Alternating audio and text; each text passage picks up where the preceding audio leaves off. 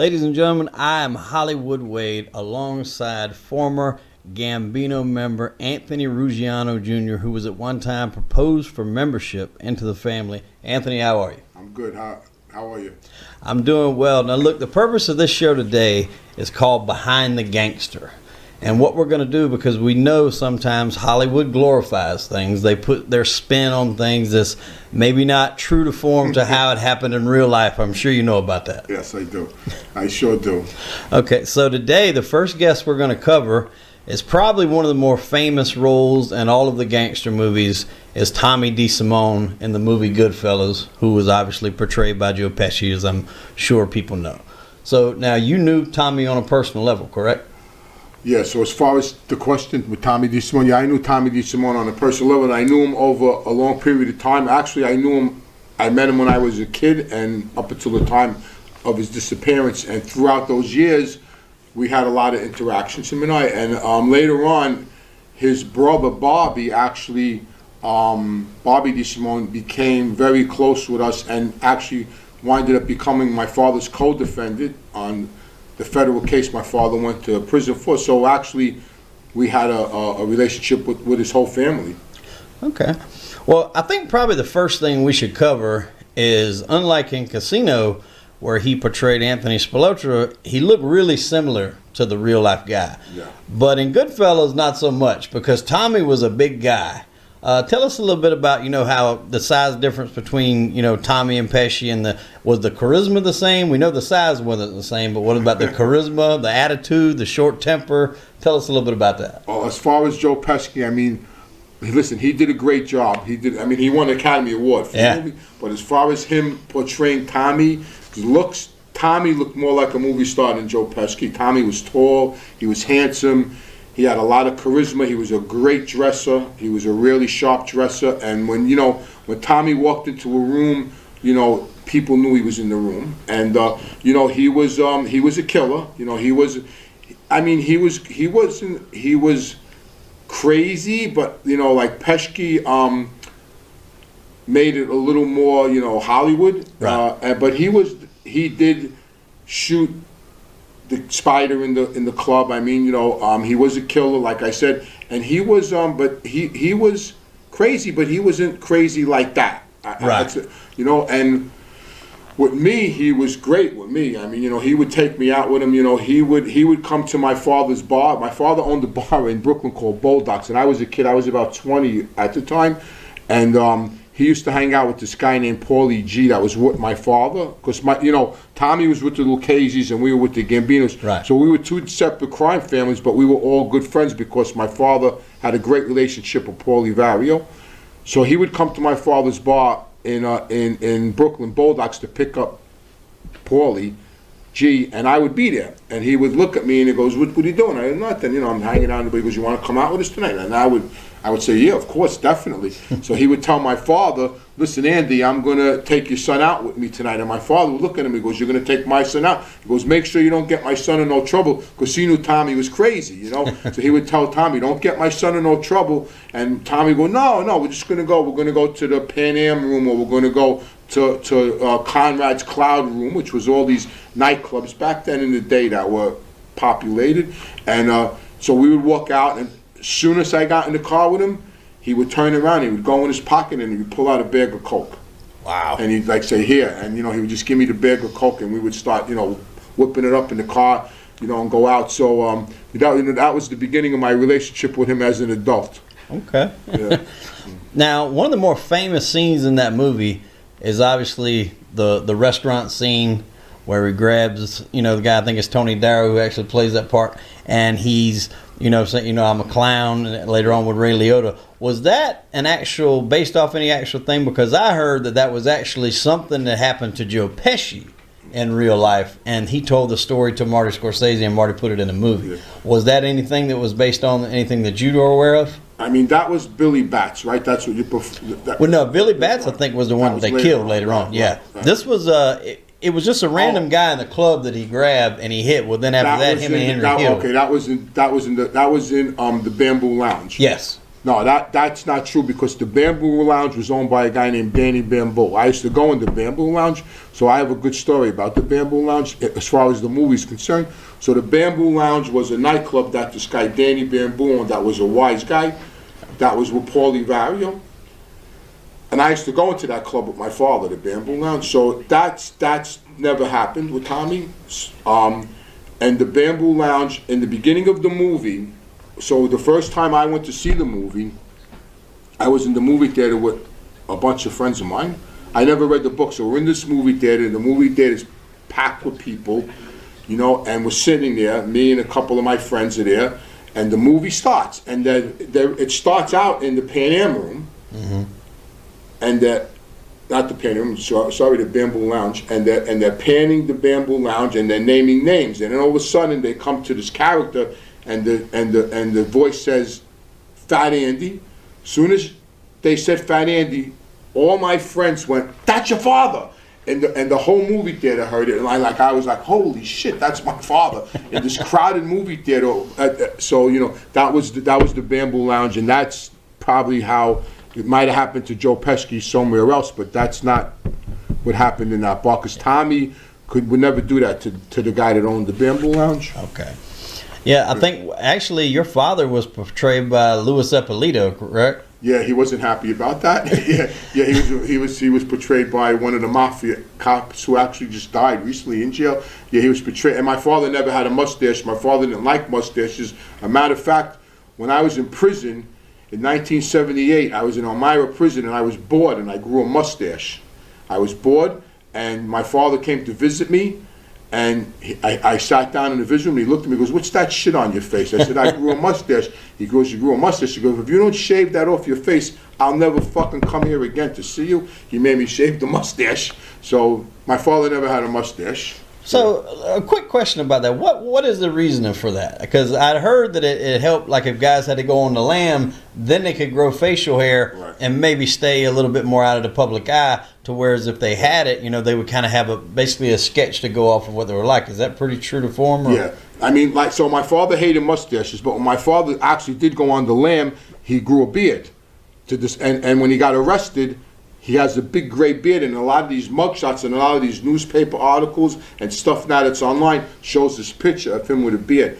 But in the mob in New York, facial hair was a no-go. Giving girls head was a no-go. Like like my father used to tell me, don't ever do that, and don't ever believe they won't tell nobody because they're fucking liars. So just don't do it. There are all these things, unwritten rules. But out of town, because what happened was, my father was against the facial hair in New York.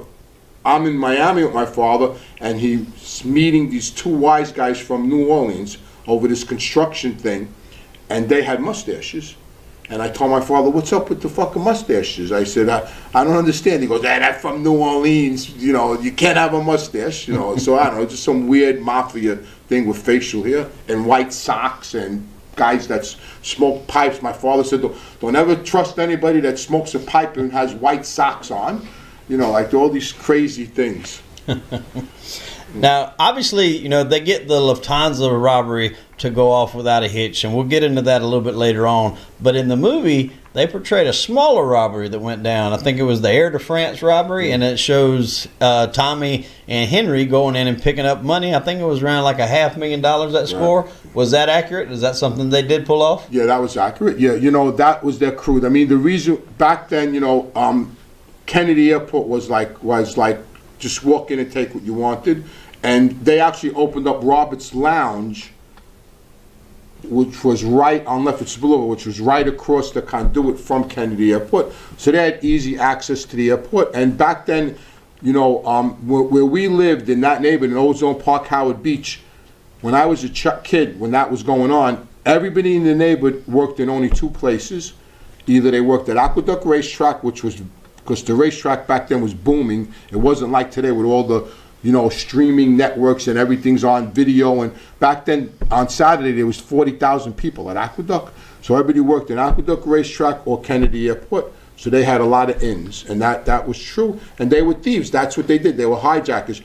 The Lucchese's, Paulie Vario's crew was hijackers. My father's crew was hijackers because they were all out of East New York, all out of Ozone Park, which was right in the vicinity of Kennedy Airport. Right.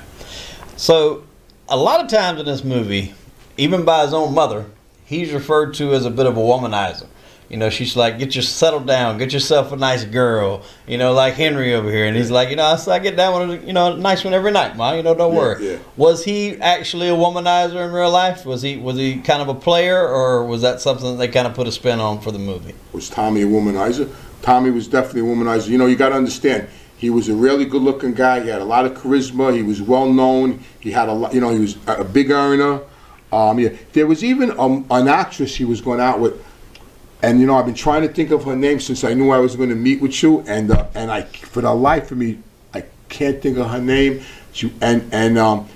Connie Stevens, I think it was Connie Stevens, maybe it might have been. But he used to carry her picture around in his pocket and show people her picture, and she was like crazy about him. You met her in Vegas, so yeah, he was a big womanizer. He was married. He did get married to a friend of mine named Cookie, and that was actually part of his demise. That marriage really was the nail in his coffin, actually, which I'm sure we'll get to at some point.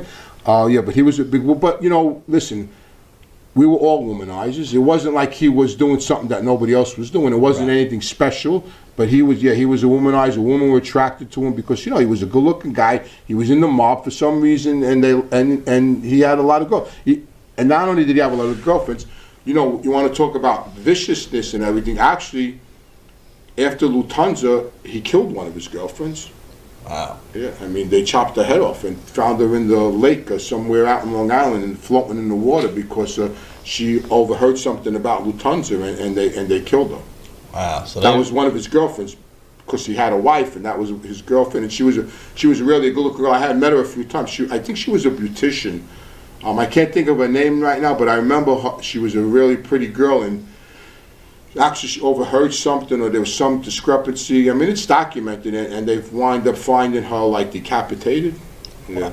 Wow. Yeah, that I did not know. So that's, again, here you can have some things that are also left out and maybe they didn't put in the movie, because I know a lot of times they kind of frown on the brutality of women and kids in movies like that. So that could be a reason why they left that out, if they even knew about it. One of the more pivotal points in that movie is, you mentioned earlier, the killing of, well, in the movie they called him Billy Bats, but that wasn't that guy's actual real name, was it? William Bentvena was what I've been told. Yeah. I mean, I never met him. I mean, I didn't know him. You know, that I never really knew him personally, so, you know, my father referred to him as Billy. I don't know, you know, what his real name is, but, you know, that was just one of the incidents with Tommy. The other incident with Tommy that actually was part of his demise was his wife. So his wife, Cookie, who I knew for many years, she was actually best friends with my wife Alice at the time, my son's mother. He was in prison, Tommy, and she started dating, while he was in prison, this guy named Foxy, who was with John Gotti, very, very close with John Gotti, a big earner hijacker. Foxy, that's how, and they were good friends, him and Tommy, because they were both hijackers. They ran around together. They were really, really good friends. And when Tommy came out, he was made aware that Foxy was fooling around with his wife, and he had access to Foxy's apartment because they were very close friends, allegedly close friends, and he actually killed Foxy in his bed. Foxy was sleeping in his bed, and Tommy went up in his apartment and killed him in his bed. So later on, John put up a stink, and all these people started putting up. Because you see, in the mafia, let me clarify something. In the mafia, killing is a good thing. Right. And to kill somebody, you have to get permission. There's protocols. You just can't randomly kill somebody. You have to get permission. It has to go up the ladder, because they don't want you just killing people, because first of all, it's bad business and it brings heat. So it's okay to kill somebody, but you gotta get permission to kill somebody. Mm-hmm. So Tommy was randomly killing people. They were killing drug dealers. At the end of the day, they started using cocaine. They started freebasing cocaine.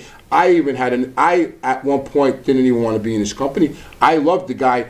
There was a point in time where I was driving in a car with my brother, and I heard a horn beeping, and I looked to the side of me, and it was Tommy DeSimone and this guy Anthony Stabile, who was another psychopathical murderer, wise guy with the Lucchese's. Then they're telling me to pull over. So I pulled over, and my brother's in the car, and I got out of the car, and I went to that car, and I go, hey, what's up, Tommy? He goes, come on, get in. I got a package. We're going to go free base. You could cook it up for us.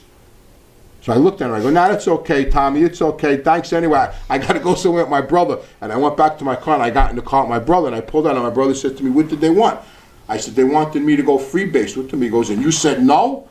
I said, say no, they'll catch a fucking delusion and think I'm going to tell daddy or something. They'll fucking kill me. I'll disappear. They're killing everybody. I'm not going to go freebase coke with them. So at the end of the day, I even didn't want to be in this guy's company. Yeah. So what happened was, to make a long story short, after Foxy got killed, now they had to sit down, whatever they did, and John was close with Arnel de la Croce, and Tommy had to go. They decided Tommy had to go. Paulie agreed. Because without Paulie, Vario had to agree. And what happened was, my father was in prison. How I found out the end of the story was later on. Like I said, we were friends with Bobby DeSimone. My father was on his, they were on each other's case. So I spent a lot of time with Bobby, but he never really got into his brother disappearing. Only that they told him he was going to get straightened out that day. And he actually thought, his mother actually bought him a suit. Okay, that was a question I had later on. Was that actually accurate? Yeah, his mother actually bought him a suit for the occasion to get made that day, and that's how they got him. And from what I know, the shooter was Pete the Killer. And I know Pete the Killer because he was an old timer. He used to come to Missouri with me to visit Paulie, Vario, and my father, because we used to fly there a lot together. Me, Danny Cateo, Pete the Killer, Tony Lee, we all would fly out to Missouri to visit them. And in Missouri, Paulie Vario told my father that John, after they decided Tommy had to go, John wanted to do it. John's crew wanted to do it. And when they met with Arnel and Paul, and Paul Vario told Arnel and John Gotti that we clean our own laundry, and Paulie's crew did it. So Paulie's crew killed Tommy. And he thought he was going to get straightened out. So to make a long story short, my relationship with him started out as partying to where I wouldn't even want to get in the fucking car with the guy. Yeah. Well, that's interesting because I've heard stories and rumors that John was the one that did it. Obviously, by what you're telling me, he wanted to do it. But that's interesting also that you say Pete the Killer because he's in that restaurant scene where they mention your father earlier in the movie as he's going around. I think the line he even says is, "This is Pete the Killer, Sally Balls' brother." I think he even says so. Okay. Pete the Killer was a cool guy. Well, when that hit went down, was Jimmy and Henry involved in it like in the movie, or was that just kind of a one-off when Tommy was, Nobody knew that Tommy was going except the people that were involved in it. I mean, John knew. Nobody knew when it was going to happen or how it was going to. Once it was decided that he was going to go, and once it was decided that who was going to do it, then it was all on them, and nobody knew. Nobody knew when it was going to jump off. Nobody knew where it was going to jump off or how it was going to jump off, and they would never tell Jimmy ahead of time. Right. They would never tell Jimmy ahead of time. Do you know if, because after they kill him, which was, the part was played by Frank Vincent, who was a terrific actor. Unfortunately, he's no longer with us, so rest in peace to Frank Vincent. But they had to relocate the body later on because they were building some apartments buildings, I think. So they had to go back, dig them up, and relocate them. Do you know any of that was true? Huh? That wasn't Tommy. In the movie? Tommy's body was never. No. I'm talking about Billy Batch. Yeah. I don't know. I mean, like I said, that's the Lucchese family, and we did it probably because I know it has happened. Not to change the subject, but my father's crew killed a guy named Mando, and they buried him in upstate New York, and it was the same type of incident, and they had to get him out of there, and this guy, and my father had this guy with him named Ralph, who has passed away now, and Ralph had to go up there and dig up the body, and because they killed the guy in Eastern Parkway, and they had to relocate his body. So it happens. If they did that to Billy, I don't really know, because like I said, I wasn't in their crew. As far as Henry Hill's book, I mean, Henry, my father never liked Henry. Yeah. Never liked Henry. My father used to call him derogatory names that aren't politically correct anymore. So I don't want to repeat them, what he used to call them, but he never liked them. For some reason, he just never liked them. And Henry knew my father never liked him. So when we would go, when I would be out with my father and we would run into Henry, he would like hello and goodbye my father. Mm-hmm. You know what I mean? Whereas Tommy loved my father and hung out with my father. Paulie Vario loved my father, hung out with my father. Jimmy Burke, the same thing, loved my father. I dated Jimmy Burke's daughter, Kathy, when we were kids. She was like one of my first girlfriends. But for some reason, my father never liked Henry. And so when I was out alone, and I would run into Henry, he was always respectful of me because, I was Fat Andy's son, and he would talk to me and, hello, goodbye, and we would have conversations, but that was about it. But a lot of stuff in the book he fabricated. He made himself more important than he really was. Yeah, he hung out with Paulie Vary. They had a great relationship. He did run around with Tommy and all of them, and he made a lot of, he made money. He was a big drug dealer. He was a hijacker. But a lot of that book was fabrication, too. He wasn't as big of a gangster as he made himself out to be. And even in Missouri, when we used to go visit my father and Paulie Vary, because they were in the Missouri, the federal prison, the hospital, and actually where John Gotti died years later. Springfield, right? We would all go visit them there, and my father used to tell Paulie on the visit, I told you I never liked that fucking Henry. And Paulie used to go, please, Andy, don't start breaking my balls now. I'm pleased with this fucking Henry. I told you he was no fucking good. He used to tease him all the time about Henry. Yeah. We'll probably have to do an episode on that by itself, just because there's so many fabrications with Henry. He probably deserves his own episode together. Yeah.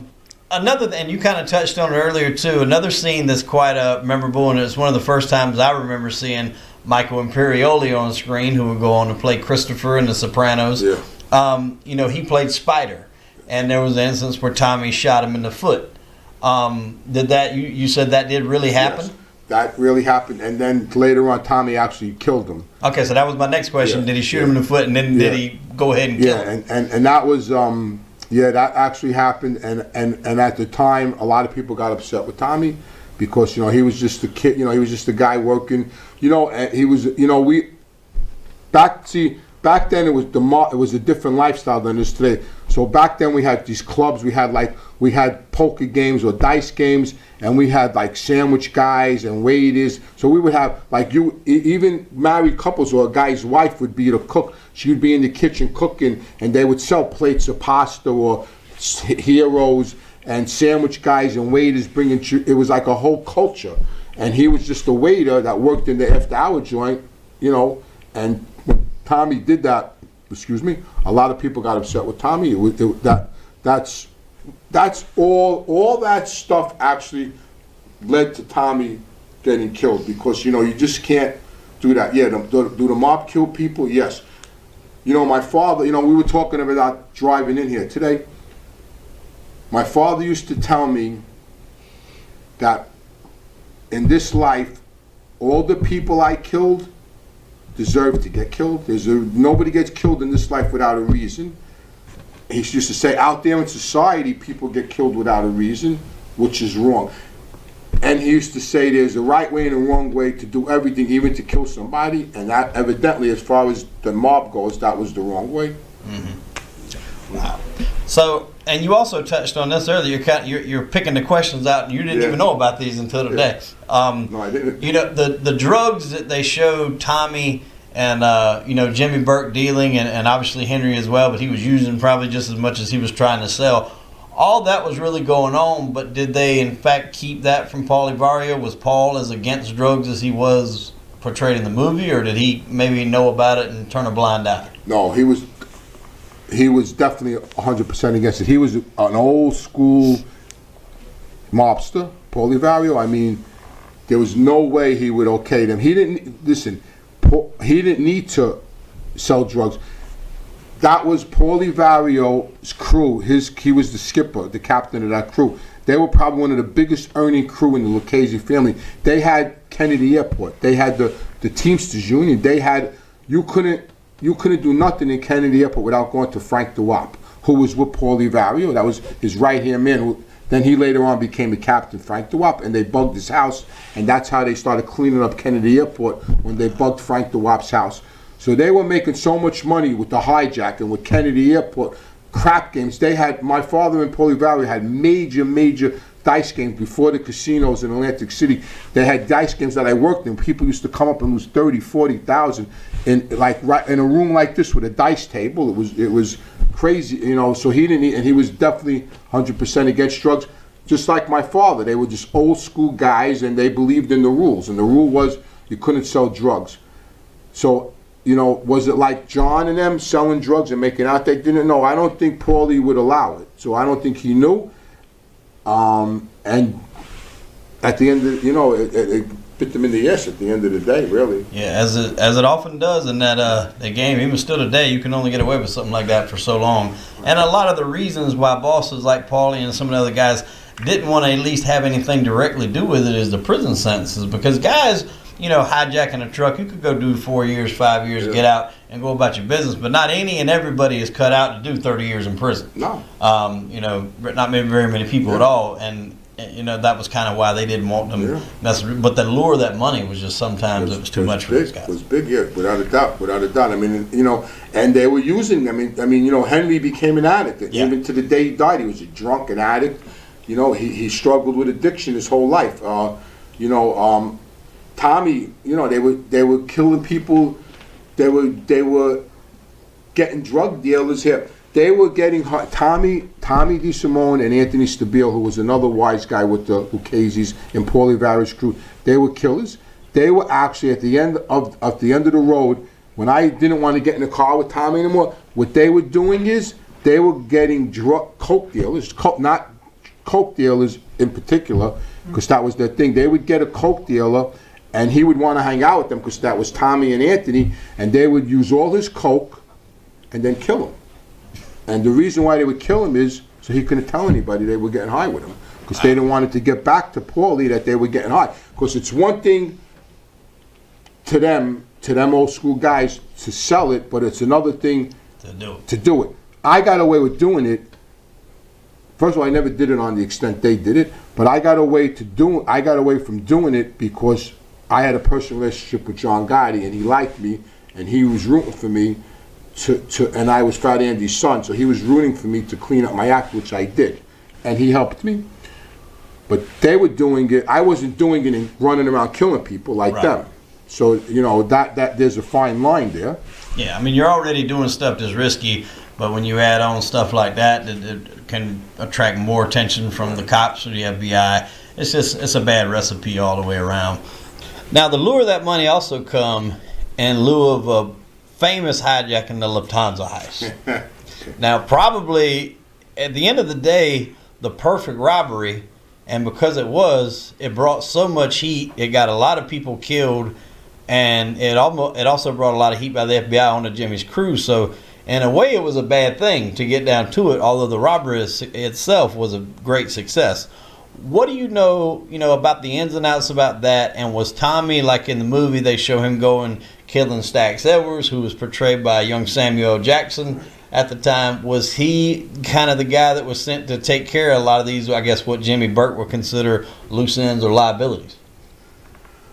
Most definitely. You know, I have a personal relationship with that Lufthansa.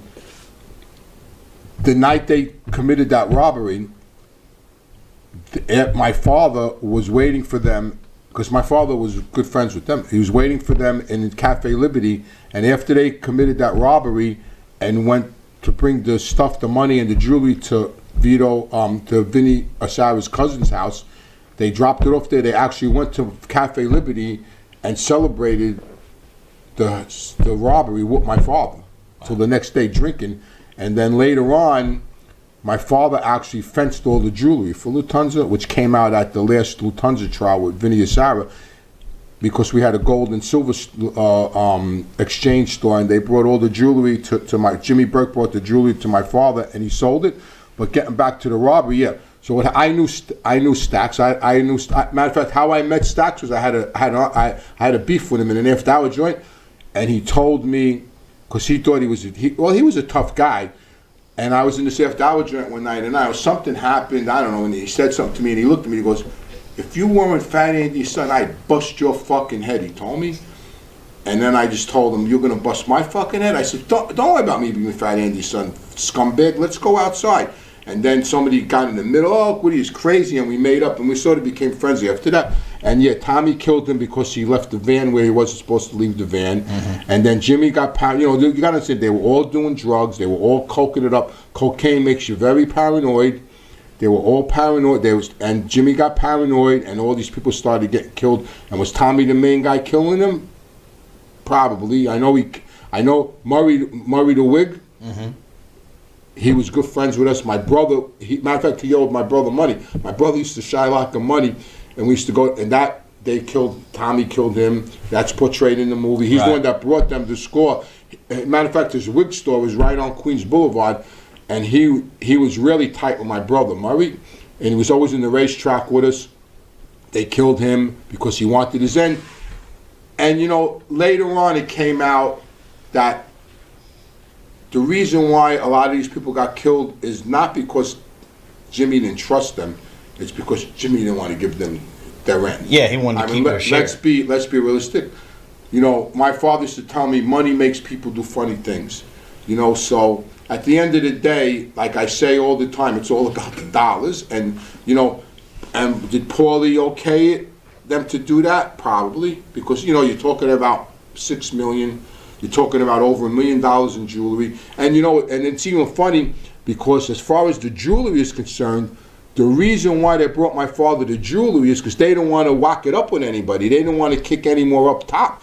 When Vinny Asara and Jimmy Burke brought my father the jewelry for Lufthansa, him and his partner, it was because they trusted my father to sell the jewelry and not tell nobody, so they could whack up the money between them. And that's what my father did. My father, Tony Lee, sold all the jewelry.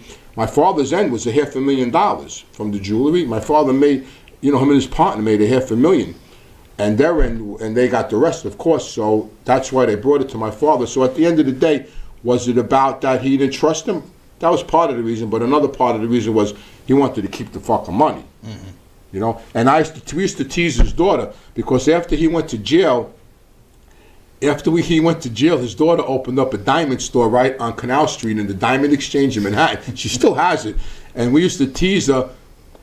You got the fucking money. You got that Lufthansa money. No, I don't. No, you got the Lufthansa. Because if anybody knew where that money was, it was her. Because Jimmy was tight with her. She was the oldest child. And, you know, and Frankie, his son Frankie, had gotten killed already when he was in prison. Frankie. He named his son Frankie and Jesse after the James brothers because he was crazy like that. He liked, they were his idols. And Kathy was the daughter. And then he had another daughter too, Cookie, I forgot her name. Did Cook the other daughter's name? But yeah, we used to tease her that she had the Lufthansa money. Wow. Yeah, I mean, and that robbery, I mean, still talked about it this day. I don't think anybody's ever actually went down for it. I mean, one person got convicted. The guy that gave them the key to the door, the worker in Kennedy Airport. He was the only person that got arrested for it. Well, not the only person that got arrested. He was the only person that got convicted for it. Later on, just recently, Vinny Asara got indicted for it, but he was found not guilty. I actually testified at that case, and he was found not guilty. Wow. Yeah, I mean, and that's crazy because so long ago, you know, that robbery happened. It's still being, you know, investigated and looked into even today. So it's just something that the way they pulled it off definitely stood the test of time. Yeah. Now, we spoke a little bit earlier, you know, about Tommy actually being clipped, and you said that it was accurate and that his mother bought him a suit. Was there any sort of rumblings, or what was the feel? Was it he was acting too tough or acting too crazy and he was going to eventually be a liability to the family, so it was a decision that was, you know, had to be done? Because I often kind of relate him, there's a guy out in Philadelphia, his name was Salvi Testa. He was the son of Chicken Man Phil Testa, who got a bomb put up under his porch, who had took off after Angela Bruno got killed. Right. And he was kind of going to be the next heir apparent, and Nicky Scarfo wound up taking him out, and people hated that because they loved Salvi. Was Tommy loved, or was it kind of okay, well, you know, that needed to be done? Yeah, but you see, Nicky did that with permission from the commission. Right. Nicky didn't do that on his own. So Nicky, the commission gave Nicky the okay to take him out. So that's, so that's a different scenario. Tommy, when Tommy disappeared, people, like I said, you can't kill nobody without permission. That's that's a death sentence. If you're in the mob and you kill somebody without putting it on record, that right there is a violation. Mm-hmm. So that's number one. He did that. Number two is he was crazy. They knew he was violent. They knew he was uncontrollable. And when he disappeared, only the people that really cared about him, worried about him or had any kind of feelings. But everybody else, nobody really gave it a second thought because they knew the path he was on, he was going to get killed. You know, it was just a matter of time. And he probably knew that too, and that's why they told him they were going to straighten him out. And they sort of I guess when they told him that was a good way to get him in because maybe he figured it was okay once he got straightened out. Everything would be fine and they would forget about all that stuff. Because he had to know that what he was doing was wrong. He was in the life. I mean, everybody knew. I knew it was wrong. Everybody that I knew it was wrong. He had to know it was wrong. He had to know the things he was doing got people killed. Yeah. But he just didn't give a fuck because he was crazy. And that's why they told him we're going to straighten you out. Because listen, all our goals were to get straightened out. I mean, that was what if you're going to be in that life and you don't want to get straightened out, what the fuck are you doing in that life? That's the goal of an Italian guy. I mean, Jimmy couldn't get straightened out, but he didn't need to get straightened out because Jimmy had the respect of a wise guy regardless because, like Joe Watts around John Gotti. John Gotti put out word that Joe Watts was to be treated like a captain. He was English. Tony Lee, my father's partner, was out of his mind when John put that out into the street. He was besides himself. How the fuck could he say, this guy ain't even Italian? And they were so old school, Paulie Vario and my father told me that Joe Watts, who was English, was allowed to kill a wise guy for John. That was friends with my father, Tony. Tony was so mad that he allowed a non-friend to kill this guy. Like Tony, they believe in murder so much and how to do it and to justify it, that Tony Lee felt that because this guy was a wise guy, that another wise guy should have killed him, not Joe Watts, because Joe Watts wasn't Italian and he wasn't a wise guy. So Tommy had to know. Tommy knew this. And to clarify for some of our listeners that may not know 100% what you're saying when you say straightened out, that means to be a made guy, to be made into the family. And the rule that we're referring to that Tommy broke, especially with the incidents with Billy Batts, was Billy at that time was a made guy. Tommy was not. And so when you do that type of thing, when you do cross that line and commit the murder, it's ultimately a death sentence. And to a certain extent, that helps create or establish order amongst the families. If you didn't have that, people would just be killing any and everybody for any reason at all. So it does have its purposes and its rules, set in place for that reason, to kind of keep order amongst the family themselves. You kill somebody without permission, that's not a wise guy. That's going to get you jammed up. But when you kill a wise guy or even throw a punch at a wise guy, that's a death sentence. I mean, they didn't go out and say, Tommy, after Billy got killed, they didn't make announcements they killed him. They denied they killed him. It's like there used to be, I even fights. There was a club in Manhattan called the Red Parrot. It was on 53rd Street years ago in the 70s. Paul Castellano owned it. I knew Paul Castellano owned it. I'm in there one night with my brother. We have a fight. We beat the shit out of two guys. Me and my brother fucked these two guys up, right? The next afternoon, I was sleeping. My father comes down in the basement, wakes us up. What the fuck? What the fuck did you do last night? I said, what are you talking about? You had a fight in the fucking Red Parrot? So we said, yeah. He said, you didn't know Paul Castellano owned that place? No. He said, I got to go there now. He just sent for me. I got to go see this fucking guy. So he went there and he said, listen, if my sons would have known it was your place, they would have never done that. You know, it's like, I didn't kill Billy Batts, but, you know, everybody knew Billy Batts did it. And, you know, everybody knows Tommy did it. Yeah. So I guess at the end of the day here, in this particular episode, other than the noticeable size difference, which you can't really do a whole lot about that on film, the movie seems to be fairly accurate. You know, first, well, let's talk about Joe Pesci first, and he was great. Like I said in the beginning of it, he was great in it. He was great in it. He won the Academy Award, but he was definitely miscast as far as looks or height or built. I mean, definitely miscast. Tommy was, like I said, tall, handsome, looked like a movie star. You know, was a movie star. You know, and as far as that movie's concerned, the best way I could explain that movie is with my own personal experience. So, like I said, I went to see the movie with my friends, and the incident happened with my father. So now I'm in the theater, and that they pan the Bamboo Lounge, and they say Fat Andy to all my friends, that's your father. And the whole movie theater is like, whoa, you know.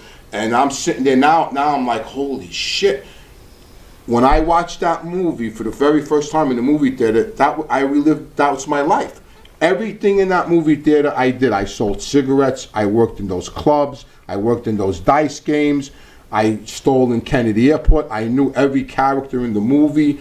It was like so real for me, you know. And you know, I had a therapist then, because I just had got out of treatment, and I went to see my therapist, and we talked about the movie, and I said, you know, it was my life. She actually went to see the movie to get a better understanding of me, because it was so real for me. Even though I knew some of it was bullshit, because I knew Henry was full of shit at some of it, but it was just very realistic. And I think that's one of the best mob movies made, the most realistic ones. That and Casino. I mean, Casino was really good. That was another pretty realistic movie, but Goodfellas was probably the most realistic for me, because I had a relationship with the people in it.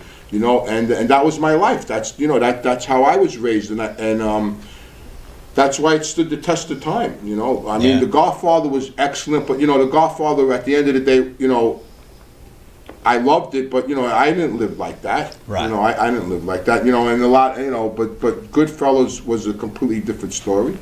Absolutely. Well, it seems like Tommy's story was pretty true to form to the movie. That's not going to be the case for everybody else in this movie, as we've already said, but I do think it's probably a time to extend condolences to Ray Liotta and his family. He, again, portrayed Henry Hill in this movie, and sadly we lost him a little few weeks back, so condolences to his family. What a terrific actor he was. Oh, great actor, and he was much better looking than Henry Hill. Yeah. Well, folks, I am Hollywood Wade. That was Anthony Ruggiano Jr., and unfortunately we are out of time. We hope you enjoyed this edition of Behind the Gangster on Tommy DeSimone. Have a good night, everybody.